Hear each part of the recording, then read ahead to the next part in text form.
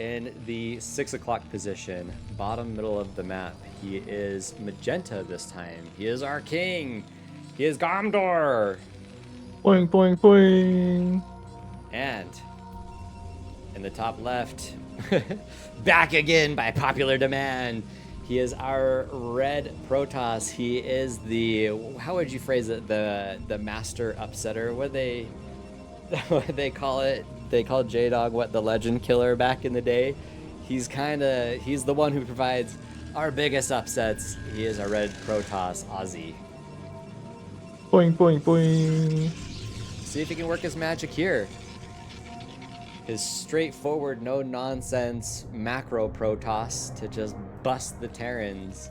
Will Gomdor be ready, or will it be what we've seen for so long, which is Gomdor being ready for literally everything and everyone?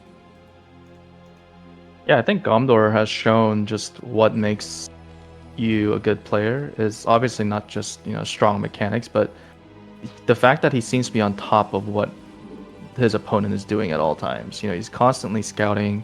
He gets good information off. He comes back in for a scout. He gets this comstat early so he can scan and see what his opponent's doing. So I think even though Azzy does have a different playstyle as what everyone else has been playing, unless Azzy can surprise him and reject the scout, it's going to be hard. Yeah, he went for a fast gas, by the way. So I wonder if it's going to be for, if I were to guess, I would say Dragoons. But I could be wrong. And I think Ozzy is a way that is similar to DeWalt, and they just have their own flavor of, especially fastest that they play. So a little bit of background on Ozzy. If you haven't watched his stream, which he does stream, and I'm not sure about Gomdor, the one thing that I will try to incorporate to answer some of chat's questions is, oh wow, so this Zealot's just kind of try to weave its way into scouting. Looks like Terran's gonna find him. Anyway, I do ask on the sign-up sheet if they have anywhere that they stream or anything like that people can follow them on. And a lot of the Peru players actually had Facebook accounts that they linked, and I don't think I saw anything from Gomdor or from I can't say it perfectly, but Gol. It would be cool if he did, though. He's really good. And anyway, with the people who did link it, if I can put it into the splash screen, I will. And then until then, don't lose your pro if you didn't. I put all that stuff into the VODs of their games. So at least you can find it there, and maybe we'll just spam it at the end too if you want to follow any of these guys. What I was saying. Yeah, before, hopefully we can do something where we can integrate those streaming broadcasting sites and maybe have it next to their name. So at least in the splash screen when we're waiting in between, or maybe as we get more of this stuff figured out, I can do more with my bot to where instead of just turning it off after the first one because I didn't want to deal with it because there's so many other more pressing matters that I had to fix, I can add a bunch of commands to the bot to, like, when they're playing it, maybe it'll just spam out like their Twitch or their YouTube or their Facebook, I guess, or whatever. So Azzy is going for 2 gas, but he opted for a second Nexus, and I don't see any signs of attack. So I'm wondering if maybe he's gonna eventually have some sort of gateway explosion. But that's interesting that he's going for 2 gas off of 2 gateways. That's a little unusual. And you see Gomdor sort of responding nicely. He's building 3 bunkers to deal with the eventual goon range. Yeah, as soon as it finishes. And canceled that 3rd barracks and going for a factory, so good response there. And he already has his 2nd CC up. That's one thing he's really good at, is he gets his command centers, I feel, relatively early. Maybe it's greedy, maybe it's not. A lot of people, they'll wait, I think, a little bit.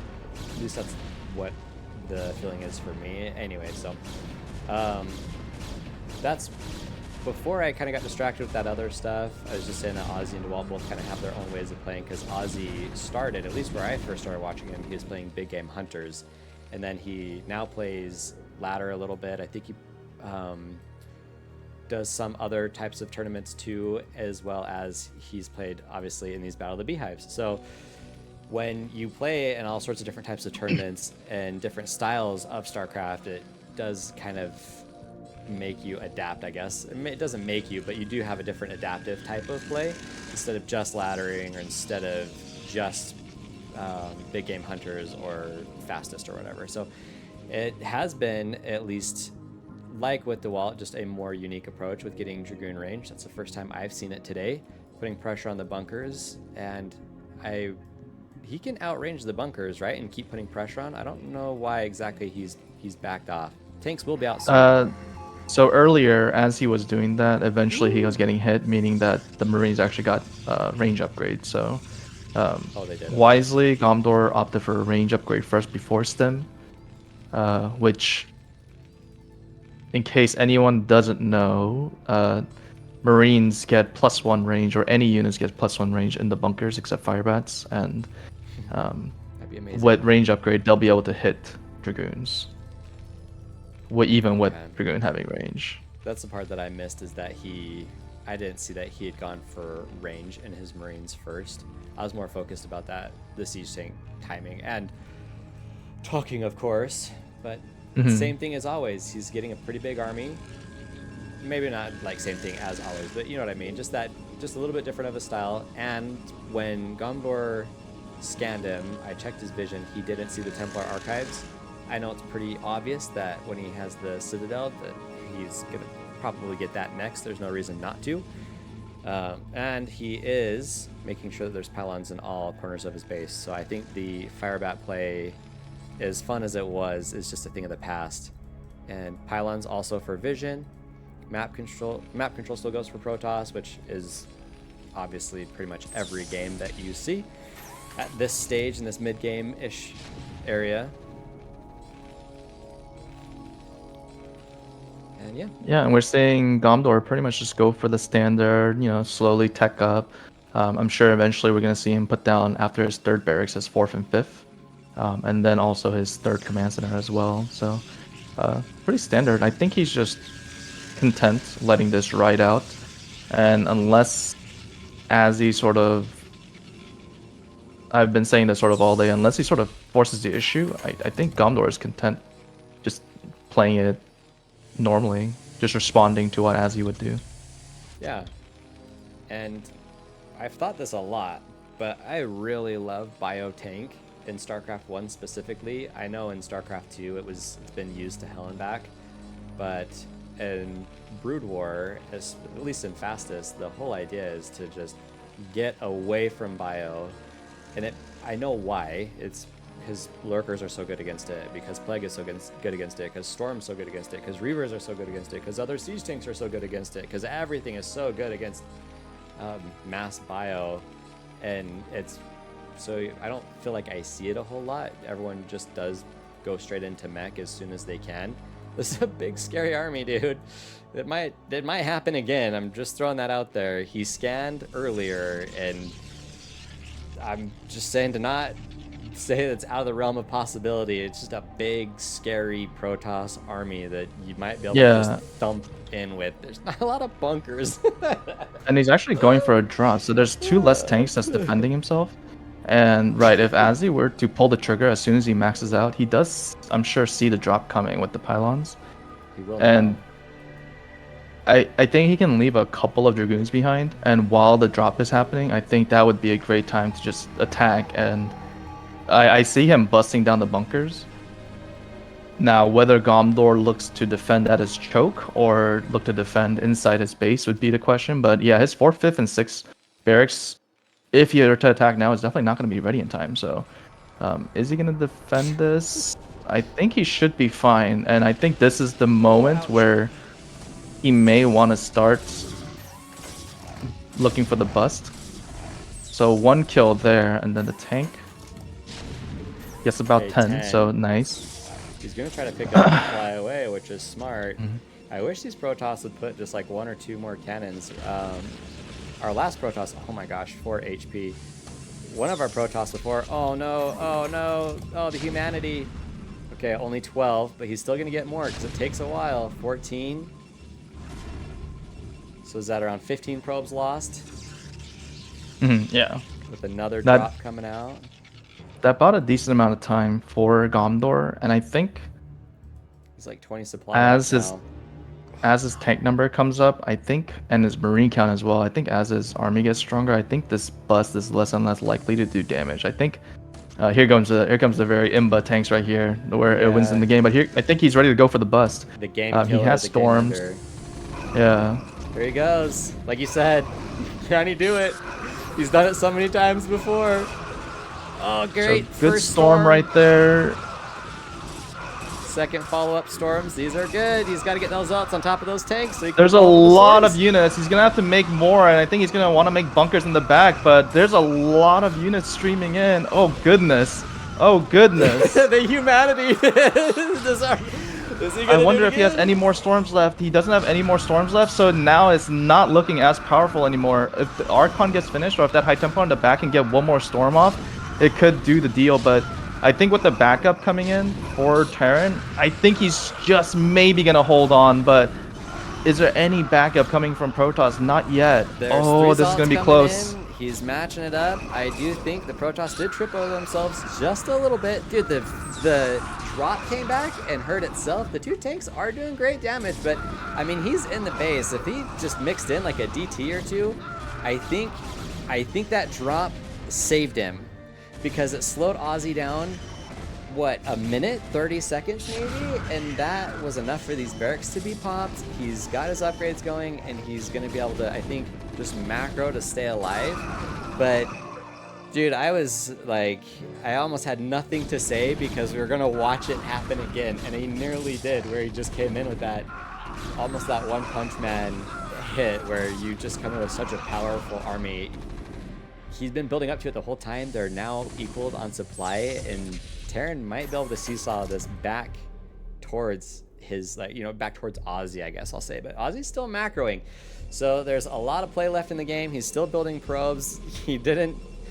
Anyway, so yeah, now it's going to be more about that brawl in the middle of the map. I don't think Gomdor should have sent out just that small marine force, because that's just, now he doesn't have it at home. Maybe he should move those siege tanks back up towards his front to reclaim his choke, because yeah, if Ozzy goes again, which looks looking like he's rearing up to do, could be dangerous. Yeah, but Gomdor is definitely fortifying his base now with those 3 tanks on the cliff. Yeah. And he has even more. He has 10 barracks at home, so losing bio, he's just gonna replenish them immediately. And this is a big army, but with the tanks and the cliff, I think it's gonna be extremely hard to just clear through it all. Yeah. Yeah, I think before, when he backed off the first time, I was thinking, okay, this is kind of the right idea. And then he went back in and started kind of just battling it out again. And I think it's okay, because he's still trading out for the bio. And their supplies are still really similar. The storms have been really, really good. And he's building a lot of Templar, a lot of storms. That last little bit, though, I don't think was good. It's funny, they both kind of fed into each other like a little bit too much.